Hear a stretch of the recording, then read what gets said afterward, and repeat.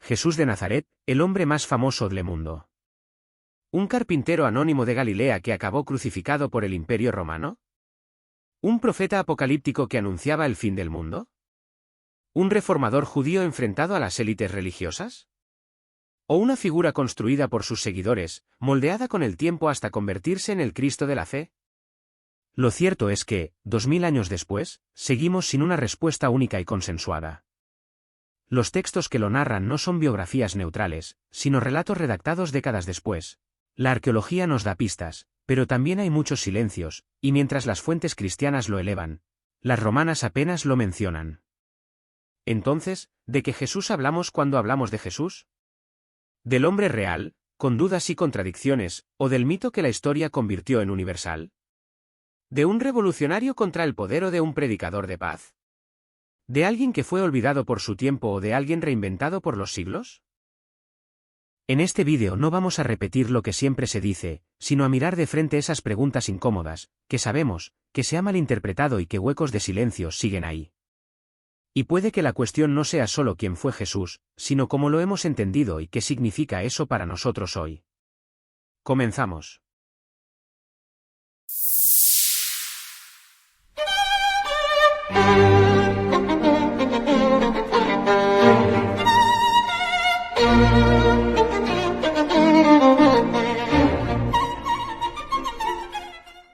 Antes de continuar, recuerda suscribirte y activar la campanita.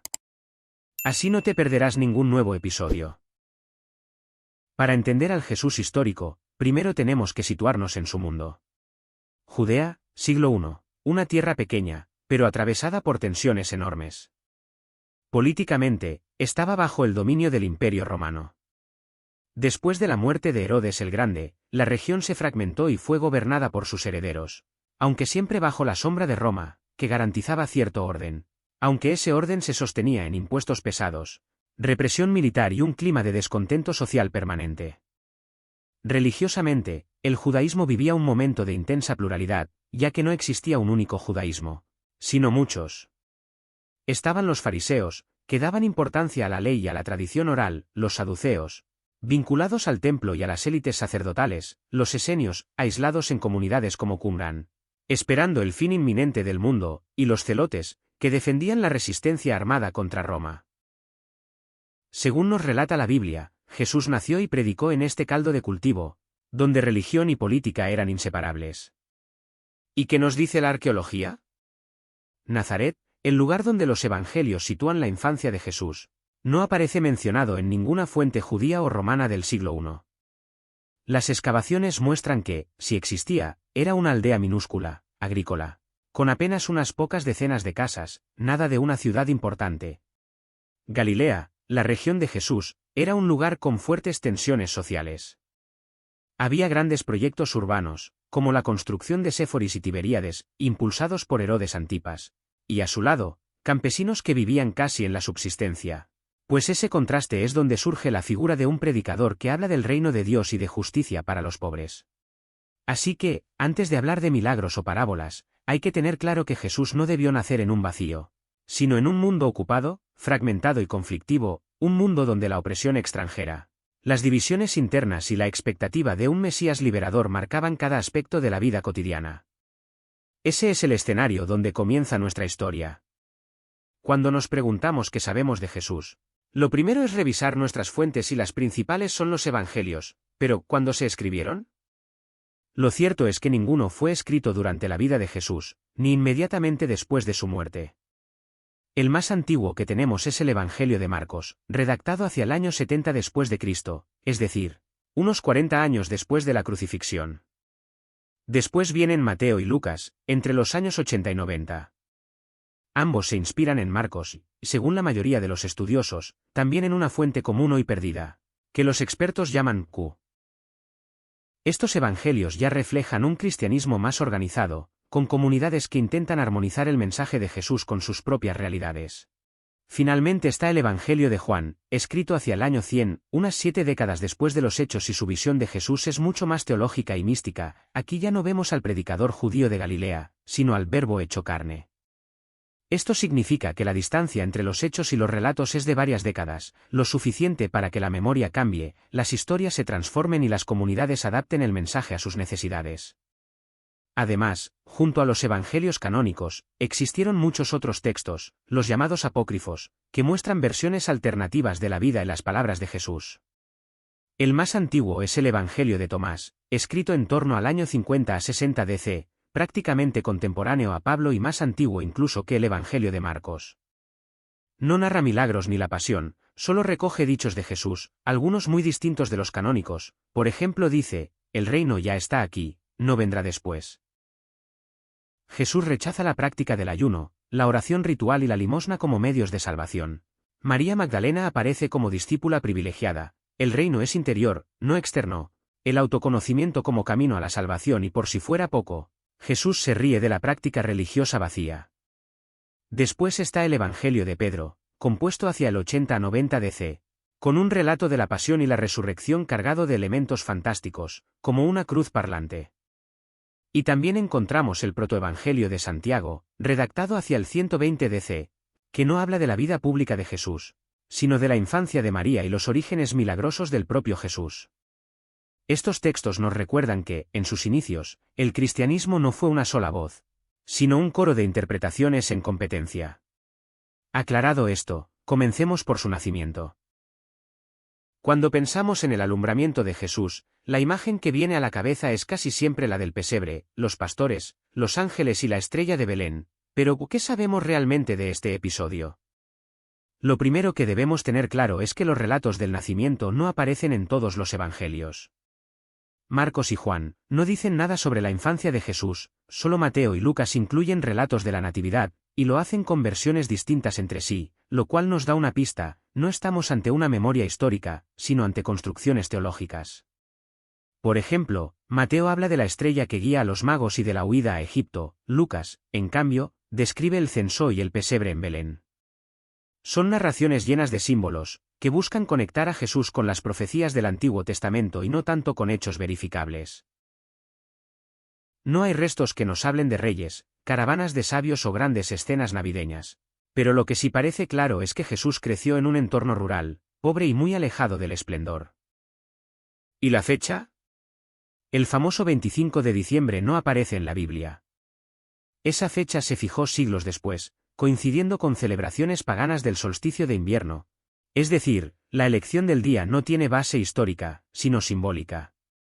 Por si fuera poco, los evangelios no cuentan la misma genealogía de Jesús.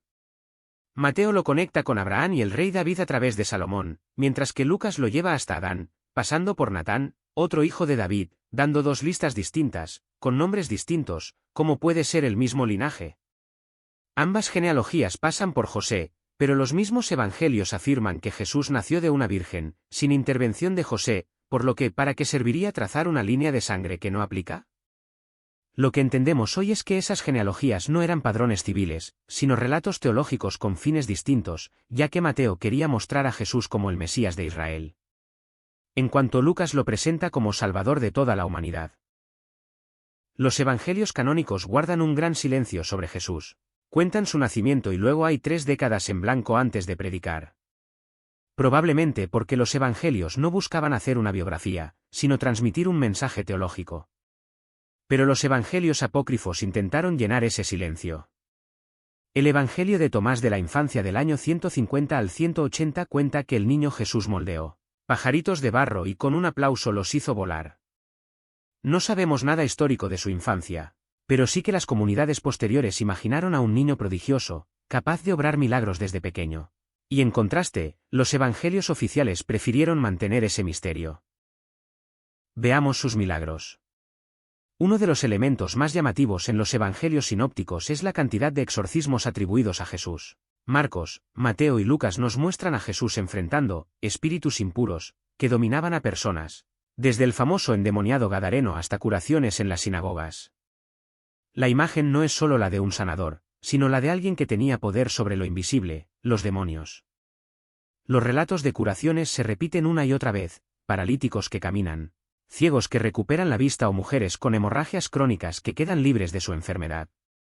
Jesús aparece como un sanador itinerante que toca, habla o simplemente ordena, y la persona sana. No solo devolvían la salud, sino también la dignidad social a quienes estaban marginados por su condición. Un milagro colectivo, presente en los 4 evangelios, pero con variaciones. Unos hablan de 5.000 hombres alimentados, otros de 4.000. La esencia es que Jesús multiplica unos pocos panes y peces para saciar a una multitud. Más que un acto de magia, el relato simboliza abundancia, hospitalidad y la idea de que el mensaje de Jesús podía alimentar a todos, sin distinción. En un gesto cargado de simbolismo, Jesús aparece caminando sobre el mar para reunirse con sus discípulos. Mientras en el mundo antiguo el mar era visto como fuerza caótica y peligrosa, este milagro muestra dominio sobre el caos, una forma de transmitir seguridad a sus seguidores. El mismo simbolismo de fuerza sobre el desorden cósmico se nos presenta cuando Jesús duerme en una barca y estalla una tormenta. Sus discípulos entran en pánico, pero con solo unas palabras, calma el viento y el mar. El Evangelio de Juan nos ofrece un relato ausente en el resto. Jesús resucita a su amigo Lázaro en Betania. Y más allá del gesto, el episodio funciona como anticipo narrativo de su propia resurrección. Es uno de los milagros más dramáticos y poderosos de su tradición. No obstante, el primer signo en el Evangelio de Juan es durante unas bodas en Caná donde Jesús convierte agua en vino. Un milagro doméstico y festivo, que no busca salvar una vida, sino mostrar de nuevo abundancia y alegría. Finalmente, Jesús sube a un monte con Pedro, Santiago y Juan, y allí su rostro resplandece y su ropa se vuelve blanca. Moisés y Elías aparecen a su lado, y una voz desde el cielo confirma: «Este es mi Hijo amado». La escena, cargada de simbolismo, lo coloca en continuidad con la ley y los profetas, pero también como figura única y central en la historia de Israel. Veamos la escena del bautismo.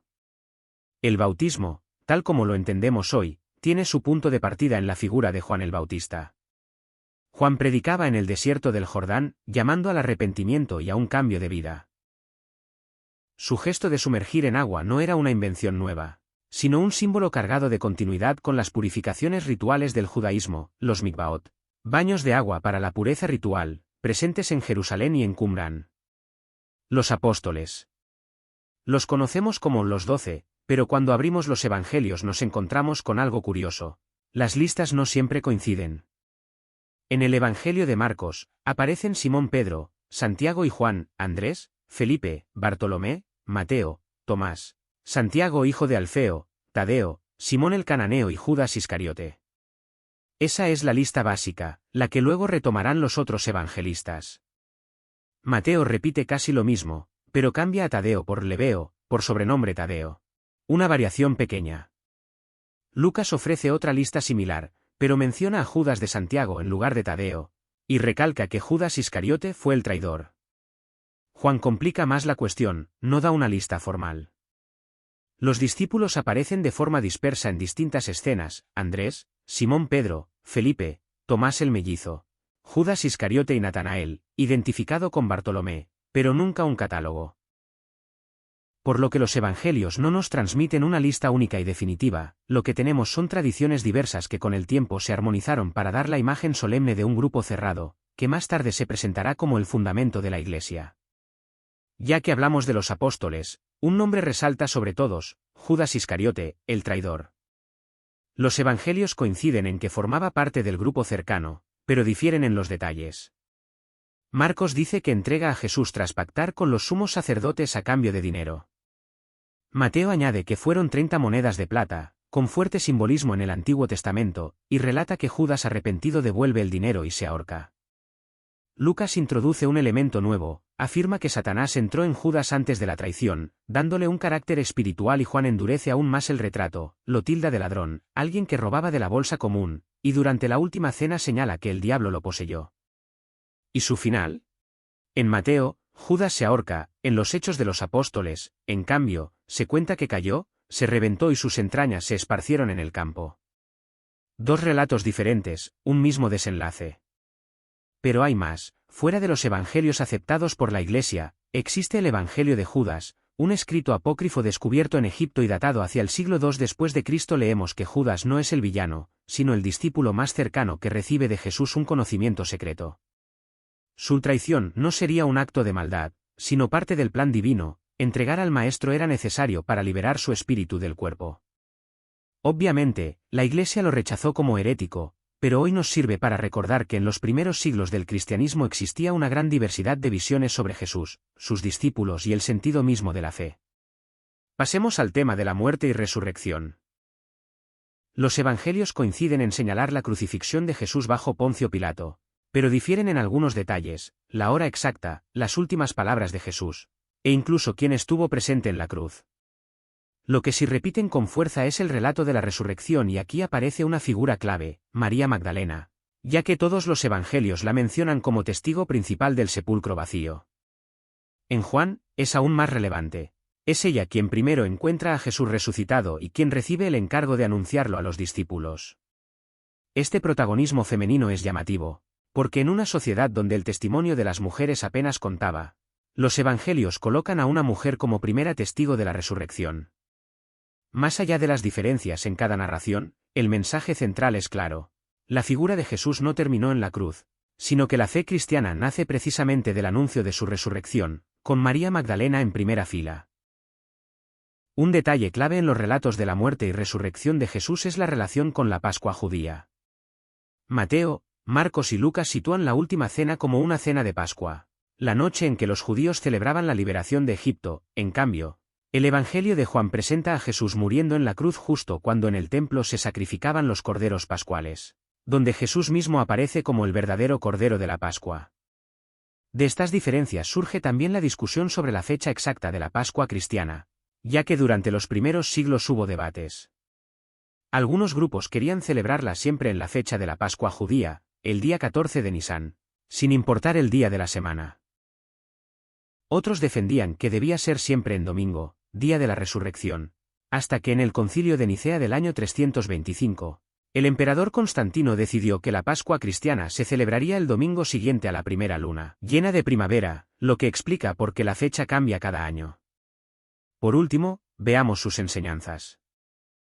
Amor al prójimo y a los enemigos. Jesús resumió la ley en una frase: ama a tu prójimo como a ti mismo, y fue más allá: amen a sus enemigos, hagan el bien a quienes los odian. Una enseñanza radical en su tiempo, y todavía hoy, porque nos invita a responder con amor incluso al odio. La regla de oro. Jesús dice: todo lo que quieran que los demás hagan con ustedes, háganlo ustedes con ellos. No se trata de esperar, sino de actuar primero con justicia, respeto y compasión. Es la ética del espejo. Tratar al otro como queremos ser tratados. El mandamiento mayor. Cuando le preguntaron cuál era el mandamiento principal, Jesús responde: amarás al Señor tu Dios con todo tu corazón, con toda tu alma y con toda tu mente. La fe no es rutina ni miedo, es entrega total desde lo más profundo del ser. Bienaventuranzas. En el Sermón de la Montaña dice: bienaventurados los pobres, los mansos, los que tienen hambre de justicia, los misericordiosos, los que trabajan por la paz. Jesús invierte las lógicas del mundo: los olvidados y perseguidos son los verdaderamente benditos. El perdón sin límites. Pedro le pregunta: ¿cuántas veces debo perdonar? Hasta 7, y Jesús responde: no hasta 7, sino 70 veces 7. Es decir, perdona siempre, porque el perdón rompe la cadena del rencor y abre espacio a la paz. Humildad y servicio. Jesús enseña: el que quiera ser grande entre ustedes, que sea su servidor. No se trataba de palabras. En la última cena lavó los pies de sus discípulos, ya que la verdadera grandeza está en servir, no en ser servido. El reino de Dios dentro de ustedes. Cuando le preguntaron dónde estaba el reino de Dios, responde: el reino de Dios no vendrá con señales visibles, porque está dentro de vosotros. La espiritualidad no se busca afuera, sino en lo profundo del corazón humano. No juzgar a los demás. Jesús dice: no juzguen, para que no sean juzgados. Antes de mirar la paja en el ojo ajeno, hay que sacar la viga del propio, una llamada a la autocrítica, a la humildad y al respeto hacia los demás. Misericordia por encima de la ley. Jesús rompió esquemas con frases como: el sábado fue hecho para el hombre, y no el hombre para el sábado, o misericordia quiero, y no sacrificio. Por ello, la compasión está por encima del ritual y la norma. Desprendimiento de lo material. Jesús advierte: donde esté tu tesoro, allí estará también tu corazón, y también, no se puede servir a Dios y al dinero. Lo esencial no es acumular, sino vivir con libertad interior. La oración sincera. Jesús enseñó a rezar con el Padre Nuestro, y a orar en secreto, sin alardes. Cuando ores, entra en tu cuarto y ora a tu Padre en lo secreto. La relación con Dios no es espectáculo, es intimidad. Compasión hacia los marginados. La parábola del buen samaritano resume su mensaje: el verdadero prójimo es quien tiene compasión, sin importar raza, religión o condición. Jesús se acercó a pobres, enfermos y pecadores para mostrar que nadie queda fuera del amor de Dios. Estas son las enseñanzas centrales de Jesús. Amor, perdón, humildad, compasión, libertad interior, más que mandatos, son invitaciones a transformar nuestra manera de vivir y relacionarnos con los demás. Una vez, vista la información más importante que hemos recabado sobre Jesús, ahora analicemos a sus predecesores para aproximarnos al quid de la cuestión. Y aquí surge una pregunta fascinante: ¿eran estos relatos totalmente originales? Me temo que la respuesta es no. En el antiguo Egipto, mucho antes del cristianismo, se contaba la historia de Horus, hijo de la diosa Isis. Según la tradición, Isis concibió a Horus tras recomponer el cuerpo desmembrado de Osiris y devolverle la vida mediante su magia. No hablamos de una concepción sexual ordinaria, sino de un nacimiento con rasgos mágicos y virginales. Además, los relatos dicen que el nacimiento de Horus estuvo anunciado por una estrella en el cielo, signo de que un nuevo Salvador había llegado al mundo. Horus crece como niño divino, destinado a vengar a su padre y restaurar el orden frente al caos de Seth. Un niño nacido de una virgen, marcado por una estrella, y presentado como portador de justicia. Además, Horus era mucho más que un dios halcón, ya que era llamado el hijo amado de Osiris, señor de la eternidad y el que da vida, por no olvidar que su figura estaba íntimamente ligada a la de su padre Osiris, el dios que murió y resucitó tras ser descuartizado por Seth. El culto a Horus y Osiris ofrecía a los creyentes una promesa fundamental: la esperanza de vida eterna en el más allá. A través de rituales funerarios, textos sagrados y el famoso juicio de Osiris, donde el corazón del difunto era pesado en la balanza, los egipcios confiaban en alcanzar la inmortalidad. Y es que Horus no solo representaba la realeza terrenal de los faraones, sino también la garantía de que la muerte podía ser vencida y la vida prolongada más allá de este mundo. Dioniso. Su culto se remonta a la Grecia del 1200 a.C. Aunque la literatura más clara sobre él aparece en el siglo VI a.C. Hijo divino, nacido de la unión entre Zeus y la mortal Semele, su infancia estuvo marcada por la persecución, ya que Hera intentó matarlo y tuvo que ser ocultado. Entre sus milagros, el más célebre es la transformación del agua en vino y en algunos mitos, incluso muere y resucita. Su culto se expresaba en los misterios dionisíacos, con banquetes sagrados en los que se compartía vino y pan. No era solo el dios del vino, también era el patrón del teatro, del desvelamiento y de lo irracional como vía de verdad, y es que a través del éxtasis y la ruptura de lo cotidiano, Dionisio revelaba que la realidad no siempre se entiende con la razón, sino con la experiencia directa. Su culto ofrecía liberación, romper con las normas rígidas de la sociedad y acceder a una dimensión trascendente, donde lo humano y lo divino se mezclaban. Además, en los misterios órficos, Dionisio estaba ligado a la inmortalidad del alma. Participar en sus ritos era una forma de asegurar que la vida no terminaba con la muerte, sino que podía continuar en otra esfera. Dionisio era un transformador del caos a la revelación, del vino a la comunión, de la muerte a la esperanza de eternidad. ¿Mitra? Antes tenemos que aclarar es que no existe un solo Mitra, sino varios. Según el contexto cultural y el periodo histórico, un dios védico, uno zoroástrico, uno helenístico y uno romano. El primer Mitra aparece en los himnos del Rigveda, en la India antigua. Allí es una deidad solar asociada al orden cósmico, los contratos, la amistad y la luz del día. Cuando pasamos a Persia, encontramos a Mitra como parte de la Vesta, los textos sagrados del zoroastrismo, y en un primer periodo, Mitra es un Yazata, un espíritu divino subordinado a Ahura Mazda, el dios supremo. Con el tiempo, entre los siglos VI y IV a.C. empiezan a aparecer representaciones e imágenes. Y aquí ya es un dios de luz, juramentos, justicia y vigilancia sobre los hombres. Con las conquistas de Alejandro Magno y la expansión cultural griega, Mitra se sincretizar con Apolo y Helios, ambos dioses solares. El más famoso es el que encontramos en el mitraísmo romano. Aquí aparece como un salvador cósmico. Nace milagrosamente de una roca, su culto incluía banquetes rituales con pan y vino, además de la salvación para los iniciados. Finalmente, hay mitras más allá de Roma, por ejemplo, en Asia Central entre sogdianos y pueblos iranios. Heredará del zoroastrismo y del sincretismo cultural de la ruta de la seda justo antes de la expansión del Islam. Como resumen, si trazamos la cronología, vemos que los mitras védico, el zoroástrico y el helenístico son anteriores a Jesús, pero ninguno de ellos presenta un relato de concepción virginal ni de infancia llena de milagros como el de los evangelios. El único que parece tener ciertos paralelos, como el nacimiento milagroso y el banquete ritual, es el mitra romano, pero ese culto es contemporáneo o posterior al cristianismo primitivo. Y es por ello que no se puede usar a Mitra como supuesto origen de la natividad cristiana.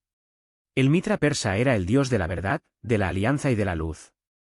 Un dios que vinculaba lo divino y lo humano, y que más tarde, al llegar a Roma, adoptó nuevos símbolos y rituales, acercándose al modelo de un dios salvador universal. Ya en el Imperio Romano, la fiesta principal de Mitra se celebraba el 25 de diciembre, en pleno solsticio de invierno, momento del renacimiento del sol invicto, cuando la luz comienza a vencer de nuevo a la oscuridad.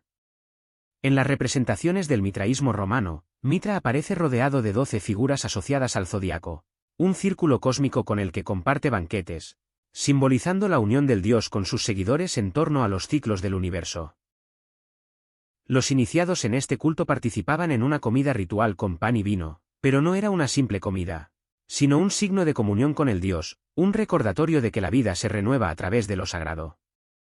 El acto central del mito es la tauroctonía, la matanza del toro primordial. De la sangre del animal sacrificado brota la vida para la humanidad, por lo que es un sacrificio cósmico que vence al caos y garantiza el orden del mundo. Mitra ofrecía a sus fieles algo esencial, protección en la lucha cósmica y la promesa de inmortalidad después de la muerte. Era un dios solar, una divinidad que nunca muere y que siempre regresa con la fuerza de la luz.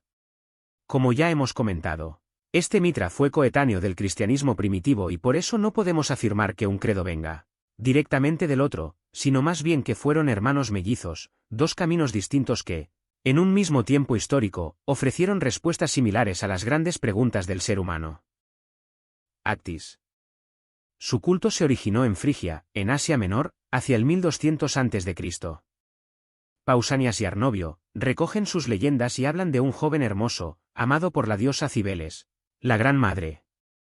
Pero el mito de su nacimiento es todavía más sorprendente. Su madre, Nana, una virgen, concibió de forma milagrosa, puso en su regazo una almendra caída de un árbol sagrado, y de esa almendra quedó embarazada. Podemos reconocer su gorro frigio y corona de espinas, que nos recuerdan tanto al Mitra romano como de Jesucristo. Atis protagoniza una de las historias más trágicas y conmovedoras, ya que según el mito, muere de forma violenta, se castra y se desangra bajo un árbol, y en otras versiones, enloquecido por la diosa Cibeles. Pero su historia no termina ahí. Los relatos cuentan que Cibeles pidió a Zeus su resurrección, y aunque no volvió plenamente a la vida como antes, sí revivió de forma parcial, convertido en una divinidad de la vegetación. Atis se transformó en símbolo del ciclo eterno, la naturaleza que muere en invierno y renace cada primavera. Este mito se celebraba en rituales muy intensos. En Roma, la fiesta llamada Hilaria, hacia el 25 de marzo, comenzaba con duelo y luto por la muerte de Atis, y culminaba con júbilo por su renacimiento. Un dios que moría y volvía a nacer, reflejo de la esperanza humana en la renovación y en la vida después de la muerte. Veamos el caso de Krishna, que es un ejemplo de Boomerang. En los textos sagrados hindúes, Krishna aparece como un niño prodigio, octavo hijo de Devaki y Vasudeva. Su nacimiento estaba rodeado de profecías. Un oráculo anunció que el hijo de Devaki acabaría con el tirano Kamsa y por eso, el rey intentó eliminarlo desde su infancia. Kamsa encierra a los padres para matar a cada hijo que engendraran y acaba con sus primeros 6 hijos. La historia cuenta que Krishna fue escondido por sus padres para salvarlo de la matanza de niños ordenada por Kamsa, un episodio que recuerda inevitablemente a la matanza de los inocentes narrada en Mateo, donde Herodes busca matar al niño Jesús. Krishna sobrevive, crece, y más tarde se convierte en un maestro espiritual, modelo de justicia y devoción, un niño divino perseguido desde la cuna por un rey celoso. Este relato de la infancia de Krishna se ha usado para argumentar el origen sincrético de Jesús. Pero ahora viene el giro de la trama. Las historias de la infancia milagrosa de Krishna aparecen en los Puras son como pronto del siglo IV después de Cristo, por lo que el cristianismo pudo influir en cómo se reescribieron las leyendas de Krishna en época medieval. Sobre todo porque India ya tenía contacto con comunidades cristianas, por ejemplo, los nestorianos en Kerala desde el siglo III después de Cristo. Ahora veamos por qué hemos mencionado antes el boomerang. Sigamos con las enseñanzas de Krishna. Amor y devoción a Dios. Krishna enseña la vía de la bhakti, la devoción total. Dice: entrégate solo a mí. Abandona todas las demás obligaciones, y yo te liberaré. La verdadera libertad no está en las acciones externas, sino en la entrega amorosa a lo divino, con confianza plena en que esa unión trae la liberación. Amor y compasión hacia todos los seres. Krishna recuerda que lo divino habita en todo lo que existe, por eso, el sabio es compasivo, porque ve en cada criatura una chispa de lo eterno. El respeto y el cuidado hacia todos los seres vivos forman parte esencial del camino espiritual. Desapego del mundo material. En el Gita, Krishna enseña el karma yoga, actuar sin apego a los frutos. Cumple tu deber, pero sin apegarte al resultado, y así la vida se convierte en una ofrenda, en servicio desinteresado, liberando al corazón de la ansiedad por el éxito o el fracaso. Humildad e igualdad. Dice Krishna: ve con igualdad a un brahman, a una vaca, a un elefante o a un perro, porque más allá de las apariencias y jerarquías sociales, en todos brilla la misma esencia divina. La humildad consiste en reconocer esa unidad profunda entre todos los seres. La vida como lucha interior. El campo de batalla del Bhagavad Gita es símbolo de la guerra interior, donde Arjuna no solo enfrenta a su familia, sino también a sus propios miedos, dudas y apegos. Krishna le enseña que la verdadera batalla se libra dentro de uno mismo, contra el ego y la ignorancia. Promesa de liberación. Krishna ofrece algo supremo, la liberación del ciclo del nacimiento y la muerte, lo que en el hinduismo se llama moksha. Quien se entrega a lo divino trasciende el sufrimiento, escapa del eterno retorno y alcanza una existencia plena en la unión con lo eterno. El camino del amor como vía suprema. Existen varios caminos: el del conocimiento, el de la acción, el de la meditación. Pero Krishna enseña que el más alto de todos es el del amor, el de la devoción sincera, porque solo el amor abre la puerta a la unión perfecta con lo divino. El Bhagavad Gita es un episodio del Mahabharata, que comenzó a formarse entre el 800 y el 400 a.C. Curiosamente, los sermones de Krishna son anteriores a Cristo, mientras que el nacimiento de Cristo sirvió de inspiración al relato de Krishna, de ahí un efecto boomerang. Hay muchas otras deidades precristianas que pueden haber influido en los relatos de Cristo, pero como la lista es larga, puede que sea mejor resumir cómo sus milagros tienen ecos en religiones mucho más antiguas. La multiplicación de panes y peces ya tenía precedentes, como Dionisio en Grecia, desde el siglo XIII a.C., ligado al vino y la abundancia; Deméter, diosa de los cereales y los misterios de Eleusis desde el siglo VIII a.C., e Isis en Egipto, presente en los textos de las pirámides ya en el siglo XXIV a.C. El milagro de caminar sobre las aguas también tiene paralelos, como Horus en Egipto, venerado desde la dinastía predinástica, y Poseidón en Grecia, señor de los mares desde la religión micénica en el siglo XIII a.C. Las sanaciones recuerdan al dios griego Asclepio, con cultos y testimonios de curaciones desde el siglo VI a.C., y a Esmun en Fenicia, venerado desde el siglo VII a.C. Los exorcismos aparecen con Horus, protector contra Seth, desde el tercer milenio antes de Cristo. Y en el zoroastrismo, con relatos de lucha contra los daevas ya en el Avesta del siglo X a.C. La resurrección de muertos tiene precedentes claros: Osiris en Egipto desde el siglo XXIV a.C., Adonis y Tammuz en Fenicia y Mesopotamia desde el tercer milenio a.C. Y nuevamente Asclepio en Grecia desde el siglo V a.C. El control de la naturaleza, como calmar tempestades, ya estaba en Marduk de Babilonia, vencedor del caos en el Enuma Elis del siglo XII a.C., y en Poseidón, señor de las tormentas desde la época micénica, e incluso la expulsión de espíritus malignos a animales aparece en tablillas de conjuros mesopotámicas del siglo XVIII a.C. Finalmente, la ascensión al cielo recuerda a Heracles, divinizado en el Olimpo según Homero y Hesiodo en el siglo VIII a.C., y a Rómulo, fundador de Roma, que ascendió como dios Quirino según las tradiciones fijadas en el siglo III a.C. Ya hemos visto a 12 seguidores zodiacales, aunque en Grecia, Dionisio también estaba vinculado a un círculo de 12 seguidores en su culto. La figura de la traición interna tampoco era nueva, y es que en las tragedias griegas encontramos discípulos o aliados que traicionan al maestro, como Jasón a Medea o Egisto a Agamenón, o en el mito de Osiris donde su propio hermano Seth conspira contra él. Y el bautismo por agua también tiene raíces previas incluso al judaísmo. En Egipto, los sacerdotes se purificaban en el Nilo antes de los rituales. En el zoroastrismo, las abluciones eran parte central de la pureza ritual, y en los cultos de Atargatis en Siria, los fieles practicaban inmersiones sagradas en estanques para renacer espiritualmente. Vemos, no hay nada de original. ¿Y qué importa que Cristo reviviera o no? ¿Qué importa si fue original, o si hubo otros antes que convirtieron el agua en vino? El mensaje de este vídeo no es desmitificar a Jesús, ni poner en duda la fe de nadie. El objetivo es recordar que lo más valioso no son los milagros, sino el mensaje, porque los dioses pueden ser reales o no, los relatos pueden ser históricos o simbólicos, pero lo que no cambia es el sentido profundo que transmiten.